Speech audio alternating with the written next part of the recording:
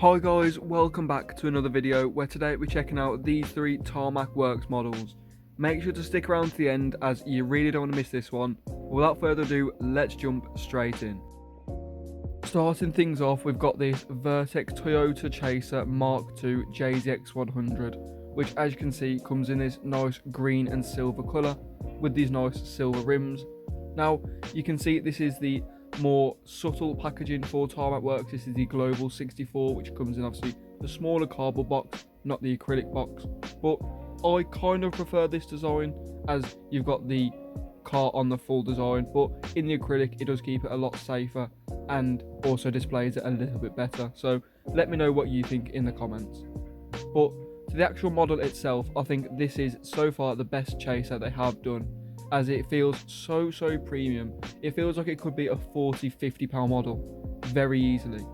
The detail is phenomenal. You can see just how perfect it sits. Like I say, the wheels are very nice there. The proportion is absolutely excellent.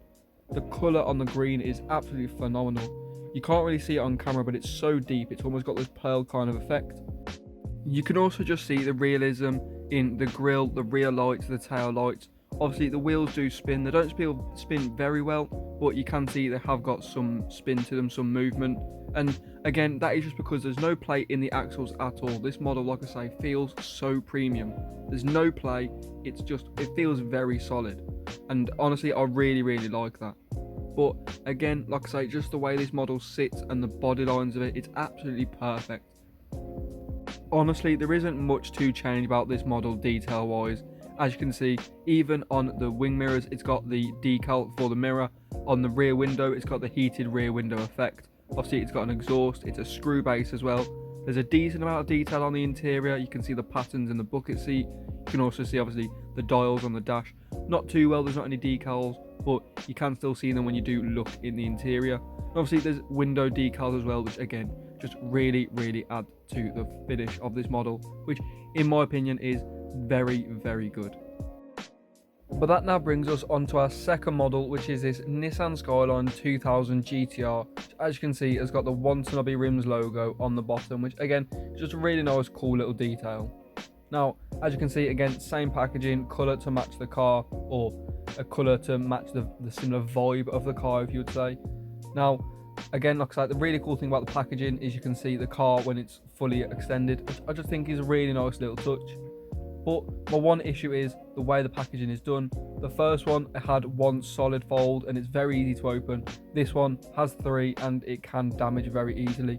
Now that might just be me being clumsy, but let me know in the comments if that's something you notice as well. But moving on to the actual model itself, you can just see the quality in this model is absolutely fantastic.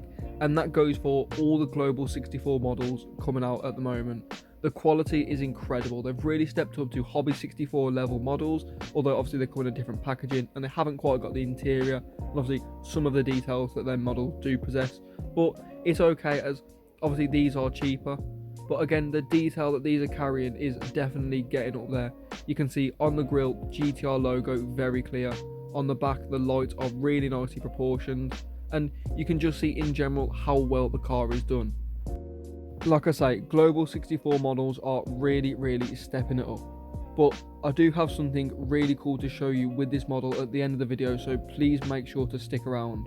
But like I say, this model in particular is definitely up there with one of my favourites, including the Chaser as well, as the quality on these is absolutely fantastic.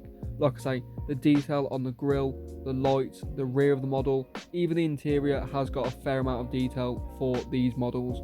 So in my opinion, again, another one that is definitely worth getting if you do like your Skylines, or even if you just do like your classic cars. It's definitely one that will stand out in your collection as one that just carries a lot of detail for the price.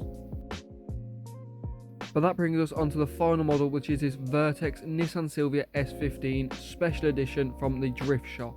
Now, as you can see, again, it comes in this really nice packaging to match the car, but unfortunately, again, it does have the three flaps on the packaging, which again, I'm not a huge fan of, as I am quite clumsy, and you will see that I do very nearly damage this box, but you can see I very slightly get away with it.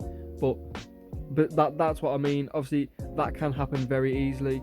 if you're not careful, and with a model that is a special edition, I do think they could have done a little bit better. But I suppose if you're not intending to open it, then it's completely fine. Obviously, we open all the models as you get to see them better and you get to see them up close and actually see what the model looks like. So with this actual model, you can see the detail is absolutely incredible. Again, like I keep saying, the Global 64 are really catching up to Hobby 64. Obviously, again, just completely different packaging, but you can just see again the detail on this model is very nice. Now the grille has got the intercooler. You can see the holes in the bumper are actually holes, you can see through them, which again is really cool. And again, the decals super vibrant, and you can't see the placement for them at all. I do think that the white does unfortunately hide some of the detail and the body lines with this model, which is a little bit unfortunate, but you can still see how well this model is done even with that as the case. You can see on the rear of the model, the tail lights are really well proportioned and extremely well detailed, same as the headlights as well. Obviously they are a darker colour, but if you do look closely with the model in hand, you can see the detail in them. Same goes for the wheels as well. Very nicely proportioned, they spin perfectly, and obviously the colours match each side of the car. So again, really nice detail. Obviously that is how the car is in real life. Obviously this is the Drift Shop Championship one, which again looks really cool, and comparing it to the real model is very close, if not completely spot on, apart from a few little things which again I have mentioned before, that you can't get the identical car from 1:1 to 1/64, as the scale is way too hard to actually replicate. And that is why these models with the really detailed interiors and engines etc are high praised, because to get that level of detail on such a small model is absolutely incredible, and honestly it's really talented. So that's why these models to me are a little bit more detailed and a little bit more intricate than some bigger scales, but that's up for a completely different debate. But let me know what you think of each of these models in the comments. Now, I did say I had something really cool to show you with the Skyline, and that is that I do have the Chase variant to the regular variant, which you don't see very often. Now, they are very similar, as obviously the colour isn't exactly the most vibrant colour in the world on the regular Skyline, but you can still see how different it is. You can see that it's got no paint, it's completely raw. There are imperfections, but that's obviously the raw casting itself. You can just see again the silver rims, obviously the same level of detail, but just without the paint. So I thought this was really cool to show you.